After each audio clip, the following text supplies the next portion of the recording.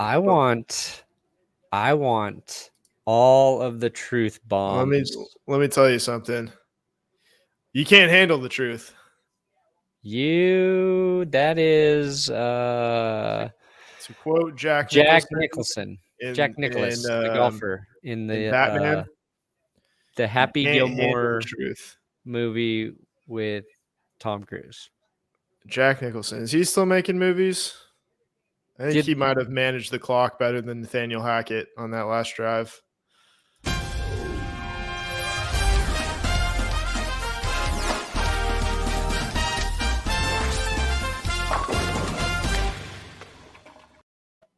Oh, we have a disappointing first Broncos game, first Russell Wilson game to break down, Will. Do we ever? You're feeling pain. You're feeling pain. I'm feeling pain. We're all in pain. We're going to talk about we're talking about the shit hitting the fan for the Broncos. What went wrong? Why was Geno Smith so good for one half? The defense, the fumbles, was Russ good or was he not? The going for the field goal, trying to kick a field goal from 64 yards. A lot of things to digest there. But first, today's episode brought to you by DraftKings Sportsbook. Use code DNVR when you sign up over at the old DraftKings. And of course, my coffee company, Benchwarmer Brew. I do owe Will one of our new mugs, but it's a great way to support the channel. Okay. Let's start at the field goal. Okay. Let's start from the end. Let's do this like Memento. Yeah. We're going to go backwards. What can you say other than I just saw a clip of the Manning cast, and I didn't watch the Manning cast. I was watching the Buck and Aikman cast, of course. The Bakeman cast. There are 51 seconds on the clock, and Peyton Manning was signaling for a timeout because it was 4th and 4 from the, I don't know where, the 47-yard line. Yeah. If my math is right. And they let it run. They let 31 seconds run down, and they do finally take the timeout. I said, okay, you know what? You still have 2 timeouts. If that's what it takes to get the right play on 4th down, then huge waste of time, but I can live with it if you get the play right. Turns out there was no offensive play. The choice was to kick a field goal, a 64-yard field goal, which before Justin Tucker was the longest in NFL history. It was Matt Prater against Tennessee in 2013, and that was at 5,280 feet above sea level. Seattle, the thing about Seattle is the C is in the name, SEA. It means they're at sea level, possibly below. And Brandon McManus has never hit a 64-yarder. He's campaigned to do it quite a few times, never come close. He actually kicked it pretty well, and I thought right off the foot, hey, this might be going in. Yeah. I put my hand up like, I'm getting ready, and it wasn't a bad kick. It was a good kick, but it was from 64 yards. The problem was that it was from 64 yards. The first kick was not good. And luckily, the Seahawks tried to ice him. Yeah. You got to ice a guy kicking a 64-yarder. You know what I mean? Like, yes. Actually, the worst thing you can do in that situation, I think, is try and ice him because it's a tough kick. If he doesn't make it, he's just like, oh, this is what I did wrong. I can try and correct it. And I think McManus did almost a decent job of doing that. Yeah. Obviously, didn't go in. But even if he makes it, and you ice him, and he's like, I just made that. I can hit that shit again. Like, I don't think that's a smart move. But it was 4th and 5. And I saw Ed Werder tweet, McManus is 1 of 8 on field goals of 60-plus yards. Yeah. NFL teams converted 49% of the time last season on 4th and 5. So the math says you should go for it in that situation. Yeah. I think what bothers me is that you have Russell Wilson and you don't have the confidence to try and pick up 5 yards. And I know that's a little bit daunting. It's like it's a pressure situation. You got a new head coach in there. There's all this shit, right? But this is why you have Russ. And they were picking up pretty good chunk yard plays. Yeah. The whole second half, the only time they weren't picking up positive yards were when they were fucking themselves with mistakes, or when like a play was like utterly blown up because they read the screen or somebody forgot to block, and like they were moving the ball all game like very well. They're running at a nice clip, and Russ was, passed for 340 yards in this game. Yeah. At no point did I think they called the timeout there to set up to do a field goal. No. That was not entering my brain like at all. No, I mean, well, if you have a brain that functions properly, it's not something that would enter your thought process. But all you can say is that, and it's hard to make excuses when you've been a coach in the NFL for a really long time, but in your first experience in charge of those, actual in-game situations and clock management and just decisions in general, just wasn't experienced. And he had a big moment. Nathaniel Hackett had a big moment in his first ever game, and he blew it. To quote Robert De Niro in Copland, "You blew it." You looking at me? Are you looking at me? I will say, this could have been worse. Let me explain. If Shelby Harris had blocked the game-winning field goal, I don't know if I'd be on this podcast right now. Yeah. Honestly, did Shelby Harris play? He did, yeah. No, he did. He I think he blew up one play or got some nice pressure. But I know after the game, he talked to James Palmer and said, let's ride. Of course he did. I felt like the Broncos kind of missed Shelby Harris on the defensive line a little bit. Like, yeah, I feel like he would have batted down one of Geno Smith's throws. The Broncos defense was not good in the first half. No, not at all. Not at all. Geno Smith looked like a top 10 QB. He looked like Phil Simms in the Super Bowl against Denver. He just couldn't miss. And he was like, when the Broncos did get pressure, which they didn't get enough of, he was evasive. Yeah. And he just, every time he slid out of pressure, he completed a pass downfield, made a couple plays with his legs, but he was slippery. He was very slippery. Yeah. My take is the first half Geno Smith played today might have been the best first half of any quarterback this week, except for Pat Mahomes. So what are you going to do about it? Well, he was actually making, difficult throws. So I think he was probably better than Mahomes, to be honest. No, but like seriously, he was like the scheme was not, anything special. He was hanging in the pocket. He got good protection. I thought Cross was really good for Seattle in the first half. And that was the 9th overall pick, the guy that, the pick that we traded to them. Yeah. He held up until the second half, but naturally, Will Dissly, who just totally torched us in his first ever game in 2018, picked up right where he left off 4 years later and just totally torched us again on the first drive of the season. And I think, we talked about it too, but it wasn't super surprising to see Seattle go up right away. I wasn't shocked by any means. I didn't think it'd be that easy, but with all the emotion on their side, playing at home, I wasn't shocked. I thought we'd have to weather a couple punches, and I think we did for the most part. It just comes down to obviously the clock management at the end of the game, and then the goal line possessions. Really, all 3 red zone possessions in the second half. If there's I think a far bigger thing the Broncos need to correct is their red zone offense right now. Yeah. On a couple levels, but don't fumble on the fucking goal line would be the first thing I would correct. That was a little funny objectively, Melvin Gordon fumbling in a big spot, predictable. And just what he does.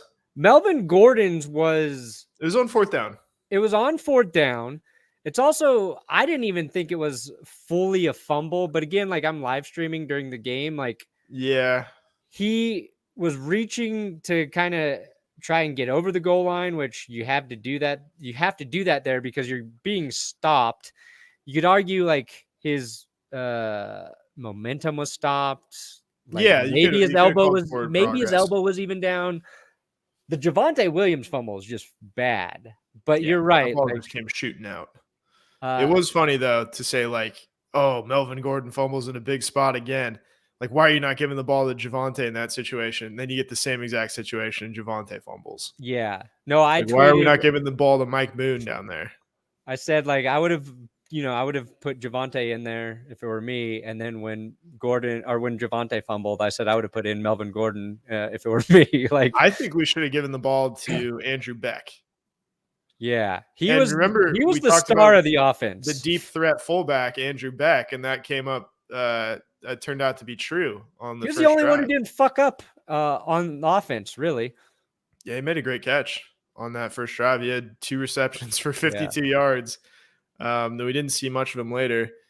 I will say we got in the red zone and we targeted Eric Saubert on a corner route and then a sideline throw to Eric Tomlinson, who was signed to be a blocking tight end. Yeah. You throw the ball. I mean, I know it was a broken play, but you're targeting Eric Saubert and Eric Tomlinson in the tight end or in the red zone when you have Alberto, Judy, Hamler, Cortland Sutton, anybody you want. Yeah, no, I was thinking about that when I was taking a very long piss right before we did this podcast. First thing I wanted to say was Beck.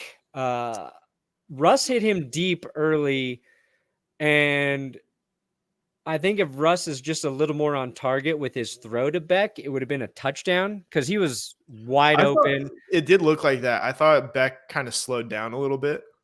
Okay. I mean, what do you expect? He's like a halfback, fullback. Yeah. That might have been the same play that we saw in the Bills game, the Bills preseason game that Tim Jenkins drew up. Oh. Because it was a wheel route to the fullback. He's like, Josh Johnson was throwing the ball, and he said, "Yes, Russell hits that throw," and then they run it with Russell, and then he hits it. He technically hit it. He hit it. But the red zone, the Saubert thing, I think if it's your 1A tight end, your receiving tight end, he makes that catch because Russ had a great throw there to Saubert that he didn't hold on to. Yeah, he needs to catch that. And I think like what we mentioned right before this game, it felt like Tim Patrick could have been a difference maker for the Broncos in this game if his knee wasn't an issue. For sure. Like Russ finished with like 340 passing yards, which 29 for 42, 340 touchdown, no picks. Yeah.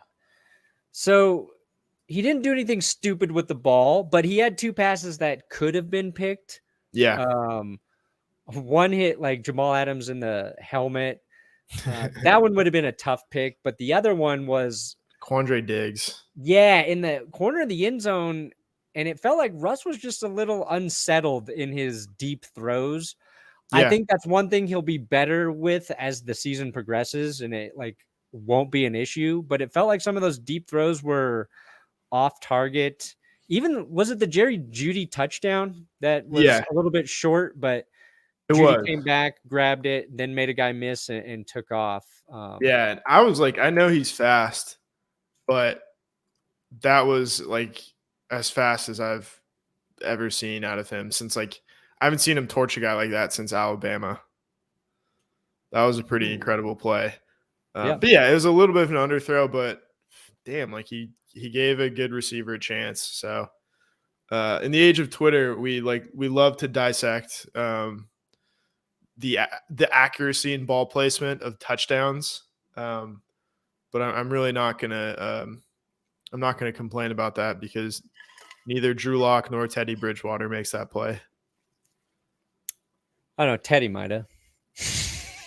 I think Javonte Williams would have had about 16 receptions if Teddy's playing this game. Ooh, that's fair.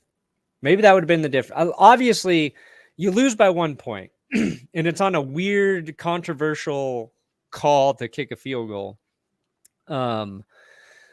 I think the Broncos are trying to knock off some rust, as you're saying here. There's a lot that they're trying to put together, and we talked about it in the podcasts leading up to this first game that was kind of a concern, and that they might have a slow start because of it. Like, I'm not super worried. We're talking about the things that didn't go well. The Broncos moved the ball pretty well after the first quarter. They started moving the ball. Russ didn't do anything like crazy good that like impressed me, that I was like, oh shit, that's an insane throw. Or like, he made some good throws. He made some throws. I'm like, okay. He threw down the sidelines quite a bit. Maybe there's something to be had over the middle. But like, the 2 times they were on the goal line, they walked away with 0 points. Not a field goal, not a touchdown, nothing. Have they gotten a field goal? It's a different game. They scored a touchdown there. It's a different game. They were literally 1 play away from winning this game. The defense, I felt like, took an entire half to sort of get its feet under them. But the defense played pretty damn good in the second half. Yeah. So, like, all of Seattle's points came in the first half, right? They didn't score in the second. No, I don't believe they did score in the second half. I think I tweeted out, like, Broncos pass rushers, just do anything. And literally a play later, Randy Gregory steps in and strips DK Metcalf. Bradley Chubb comes around the edge against Cross, beats him, strip sacks Geno, and we had bad luck a few times tonight, and that ball goes directly back to Cross. That would have been huge. But on third down, when the Broncos needed the ball back, Chubb got around the edge and had a big sack again. So Chubb, after having 0 sacks in 7 games last year, comes up with 2 in this one, and he had a couple of nice run stops as well. I think Joe Buck was pretty hard on him on the broadcast, but in the scope of the entire game, he made some plays for sure. And I'd like to see, Benito and Browning. Browning was out there. I didn't remember seeing Benito at all, but we need more out of both of those guys. Was Browning the one who got penalized for taunting? That was John Cooper. It's Cooper. Yeah, that was such bullshit, dude. Like, that was so fucking lame. The Broncos made a lot of mistakes that justified penalties. I'm not saying every penalty was wrong, but there are a couple bad calls. And the Broncos, how many penalties do they have? Because that was another issue of them. 12 penalties for 106 yards for Denver. So yeah, I would say, maybe like 2 to 3 of those I thought were bad calls, but yeah, the rest. And the refs, to be fair, the refs, they threw a lot of flags in this game. They're a little flag happy. They missed a clear. The Kareem Jackson, I think it was roughing the passer. Or no, it was that was Chubb, and he hit Smith. He hit Geno Smith in the chest. Yeah, that was not helmet to helmet contact. Also, nope. DJ Dallas hit Montreal Washington helmet to helmet on the kickoff return. If that was college football, that would have been called for targeting, and DJ Dallas would have been ejected from the game. DJ Dallas, you've been ejected. DJ Dallas. Yeah, so penalties were a problem for the Broncos. A little undisciplined. I think that's something that should get better.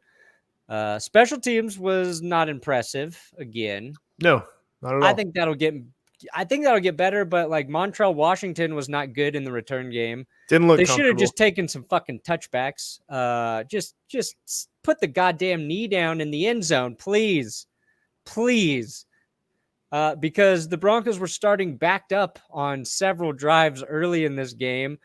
A couple of returns, a couple were just like they had the goal line stand, right? The Broncos, and They did some nice things there. It was just frustrating because you were kind of waiting for like this game to click on some major level for the Broncos offense. Like all this hype for the quarterback coming in, and it could never get going. They could never ride all the way to the end zone, stumbling in the red zone. Finally, like Sutton was getting targeted late. I felt like they should have been targeting Cortland Sutton more. It was they like didn't target a wide receiver, I think, until Judy's touchdown, which was in the second quarter. It was all backs and tight ends. I mean, like I said, Javonte Williams had 11 catches in this game. Like that's not what you like. That's not, it's not a sign for concern, but like, I don't think that's what they wanted.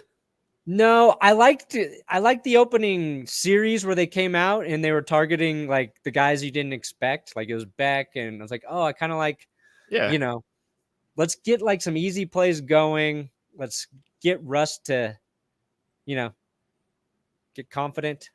Right. Feel it. And he wasn't confident. Like, I don't think he was very confident today, and I don't really blame him. Like, this is that's a hard situation to go into. It's just a hard situation. I think we kind of we didn't see the loss coming, but we saw a tough start coming. And that, I think, combined with I wouldn't really say this about the offense, because the offense didn't play in the preseason and they came out fine. They just didn't punch it in the red zone.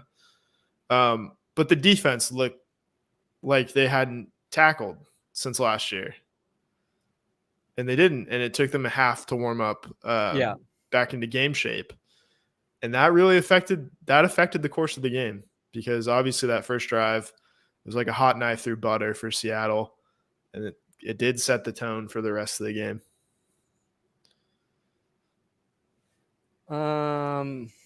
Yeah, sorry, I was reading a tweet. I don't know if I can do Twitter for a couple days now. Yeah, you should check out. It is not for the faint of heart, Will. No, I mean, it is like great to be relevant again, but when you're relevant and you lose now, you just get dunked on so fucking hard. Hey, you want to take that sting away, Will? Why don't you check out our friends at DraftKings?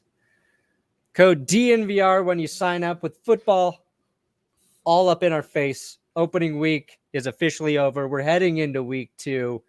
You're looking for touchdowns, big plays, and bigger wins. DraftKings, which is an official sports betting partner of the NFL, new customers, when they bet $5 on any football game, you're going to get $200 in free bets instantly with code DNVR. And check this out. Not just new customers. Everyone can experience the thrill of DraftKings early win promotion. It's simple. This Sunday, bet on any NFL team to win. If your team leads by 10 at any point, I bet that feels good. You get paid instantly, even if your team loses. So download the DraftKings Sportsbook app now. Use code DNVR to get $200 in free bets instantly. When you place a $5 bet on any football game, that's code DNVR, only at DraftKings Sportsbook, an official sports betting partner of the NFL. Minimum age and eligibility restrictions apply.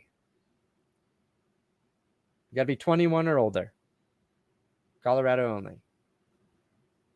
Not in my read, but you never know. Who do we play next week? The Texans? We play the Texans at home in our home opener. I was going to say they looked pretty good week 1 too. They looked fine. Yeah, I mean, they looked great for 3 quarters. I thought Lovie Smith punting the ball with like 30 seconds left in overtime was the worst late game decision of the week. And then Nathaniel Hackett said, "Nope, I'm going to do you one better." So those two guys get to go head to head next week. Classic. Well, Hackett's got an excuse. He's fresh meat for the most part, right? Yeah, I mean, you do have that excuse. Maybe, you could have played a couple of games of Madden and figured out how to time those situations a little bit better, how to set yourself up so you don't have to kick a 64-yarder with a minute 11 remaining. I don't know, dude. Like, I still can't believe what I saw at the end of that game. Like, I'm still processing it, and Yeah. I didn't understand it at the time. And given about 50 to 60 minutes of time to regroup, I still don't understand. Yeah, I knew that it was done when they decided to go for the 64-yard kick. Yeah. I just didn't think that was going to happen. And it's not even like a knock on McManus. It's just like such a low probability kick in that situation. Holy shit, $100 donation. Fumbles. Yes, that would be the biggest thing. Penalties, huge problem. Some questionable coaching decisions. Yeah, flat out bad. Only good thing about this game is they can learn from their mistakes and not do them again. It's a short week and have an opportunity to make the record 1-1. No more rust for the starters. Yeah. And they'll be at home. I don't think it can be understated how hard it is to go into that environment week 1 when you haven't played at all with your new team. Wow, 21 on the East Coast. Out partying? You doing cool stuff? Since 2013. Damn. That's the beginning. That's the inception, basically. Well, 2012, but like 2013 is when I started focusing on the Broncos. So since you were 12 years old. Damn. I have shaped you as a man. Yeah. The formative years belong to Brandon Perna. Yeah. Did I do good? Are you a good person because of me? Yo, you think your loss had something to do with Pete knowing Russell inside and out and playing defense is kind of what he wanted to do? No, because they moved the ball. They got down there. They had opportunities to score. They just didn't. I think maybe a little bit. I think it had a little bit to do with it, and I would say that because of how he didn't really give him very many opportunities to scramble. There wasn't a lot of play creation going on when Russell was doing something. It was very much within the script, and they really locked down all those scramble drills really well. So I don't know if that is Pete Carroll or the defensive coordinator or just the defense in general, but the Seahawks won a lot of those battles. Yeah, maybe the Seahawks defense played a little better than we thought they would. And yeah, no, you're totally right. That was like Peyton lost to the Colts 2 out of 3 times. It's an emotional game. Yeah, the Colts are better, I think, than the Seahawks team is. But Ben, that was like week 6 too. That was the first loss of the season for the Broncos, if I remember right. Yeah. That was one of my better recaps because I was pretty drunk. Yeah, and it's week 1. Like, it was a 1-point game. No, obviously, like we're all very upset, I think, with the way we lost this game. But speaking for both of us, I don't think we're going into panic mode. No, I'm not going to panic yet. If it's like, okay, I'll start to panic if Nathaniel Hackett follows in the footsteps of Vic Fangio and doesn't get a win in the month of September. Yeah. That 0-4 stuff, or that start was tough. So, yeah. Hackett, like the positives with Hackett is you could just so clearly see the upgrade in offensive scheme and play calling. Yeah. Especially compared to Pat Shurmur. Like, it was just like, hey, welcome to the 21st century on offense. Yeah, I thought there were some questionable things, but there were a lot of nice play designs, a lot of like play actions. They were having a lot of rollouts early. Things like you want to do with a guy like Russ. Oh, yeah, they're showing that. People are really like nitpicking the running out of the shotgun on the goal line. Oh, yeah. But I don't know, I don't really man. Like, about that. Let's just don't fumble also. Yeah. Also, like, it was a bad run from the start. And then like Javonte like put his head down and like just ran right into his own guy. Like, it was just a weird kind of ugly play. It was weird. I will also say that those plays at the goal line really, really weren't successful because, and I don't know whose fault this is. Maybe this is just the crowd. but the play clock was down to 1 or 0 or within 3 seconds almost every single time they snap the ball.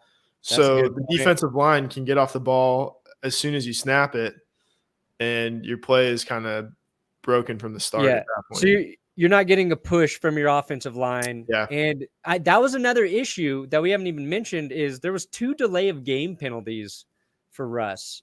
Yeah. And I think that's 100% on new QB, new coach working together in a really loud environment, right? Like didn't do it in the preseason.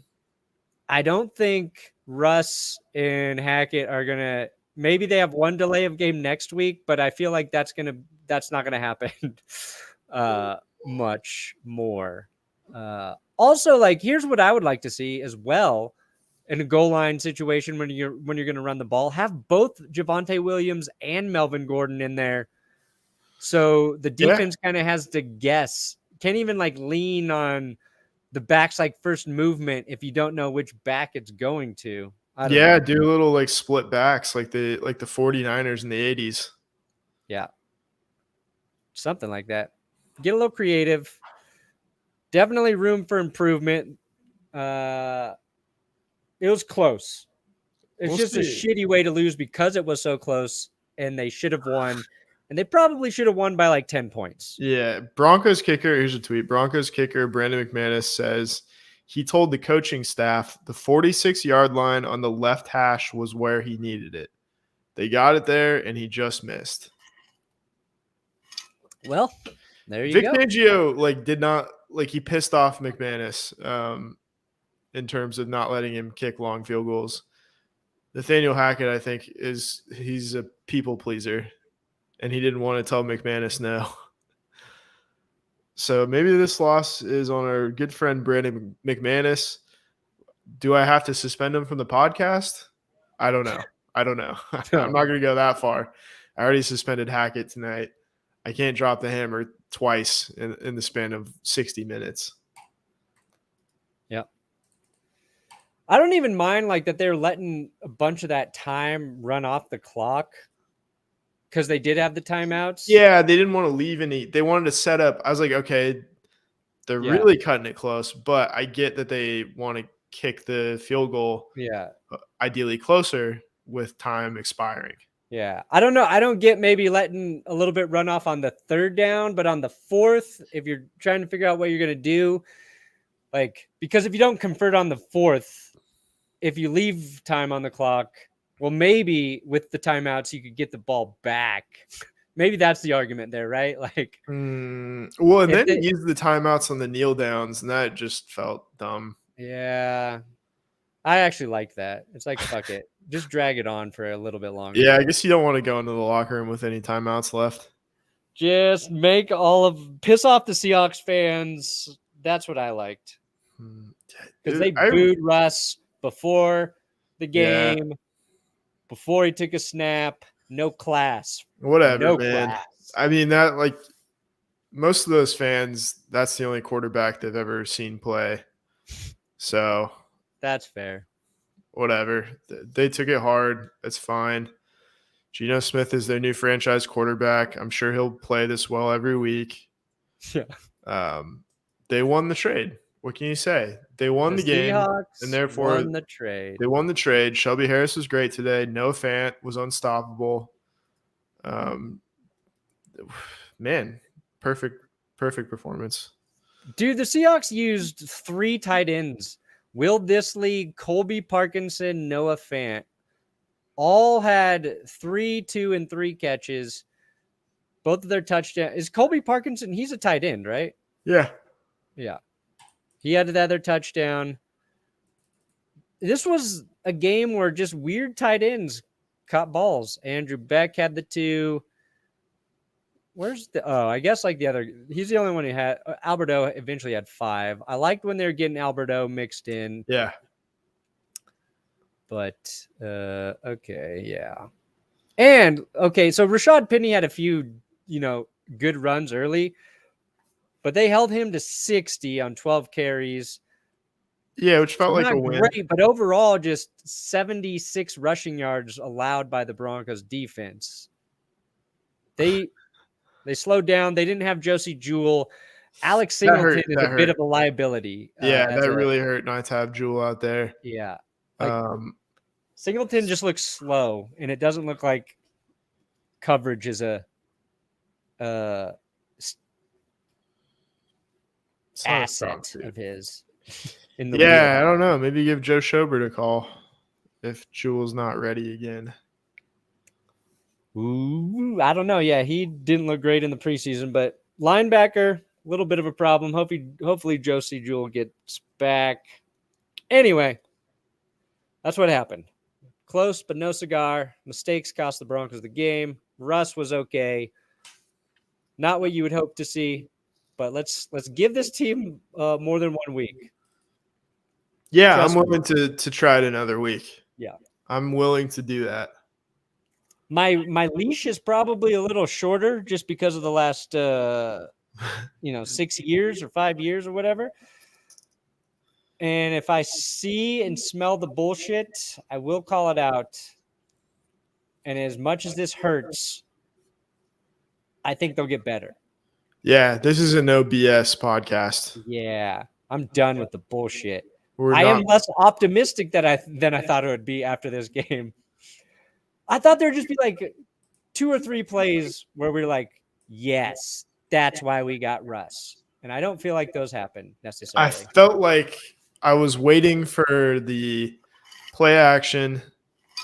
Russell's got all day to throw, and he lofts a beautiful post route to KJ Hamler for a touchdown. I was kind of waiting for that all game. And we had a nice touchdown on the Jerry Jeudy play, 67 yards. It was more Jeudy than Wilson. But I think that was the nerves. I think that was the nerves, and the Seahawks defense was just too disruptive all game. Yeah. Yeah. And like some of those penalties happened in the red zone too. That's always that's been a story of the last. Doesn't matter who the coach is for the Broncos. Those have happened for years. But anyway, that's all I have to say, Will. You got any last thoughts before we get the hell out of here? Broncos country, let's cry. Yeah, and I broke my clickbait punishment, and I brought out a let's ride to will the Broncos to victory, and it didn't work. So what do you have to do now? I can't say let's ride for another week. Oh, so they extend the curse. Yeah. I don't know if I want to say let's ride for another week. I don't think we deserve to bring out a let's ride. I was dropping a lot of let's ride before the game. Just to anyone I saw walking down the street, people minding their own business. I said, hey, let's ride. Hey, you there, homeless person, let's ride. Hello, officer, let's ride. Hello, Starbucks barista, let's ride. Hello, prostitute, let's ride. Yeah, apparently you can't yell let's ride at women in public.